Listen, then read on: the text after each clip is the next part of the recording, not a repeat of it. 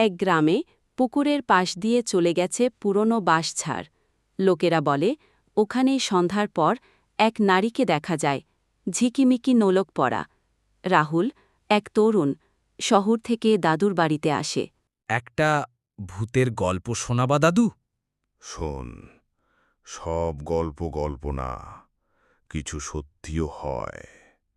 অনেক বছর আগে এক নবধূ স্নান করতে নেমে পুকুরে ডুবে যায়। তার নোলকটা ছিল খুব দামি, সোনার তৈরি। লোকজন বলে সে মরেও ফিরে এসেছে, শুধু তার নোলক ফেরত নিতে। রাহুলের মনে খটকা লাগে। এক রাতে সে একাই যায় সেই বাঁশঝাড়ে। রাহুল দেখে পুকুর পাড়ে একজন নারী দাঁড়িয়ে, সাদা শাড়ি, খোলা চুল, ঝিকিমিকি নোলক, সবুজ বর্ণের দেহ। নারী কিছু না বলেই হঠাৎ অদৃশ্য হয়ে যায়। রাহুল ভয় পেলেও আবার ফিরে আসে পরদিন সকালে। পুকুরের ধারে গর্ত খুঁড়ে পায় একটি পুরনো, ময়লা লাগানো সোনা নোলক। এক বৃদ্ধ তার পেছনে এসে দাঁড়ায়। তুমি ওটা পেয়েছ? অনেক বছর ধরে সেই নোলক ফিরে আসার অপেক্ষায় সে ঘুরে বেড়াচ্ছে।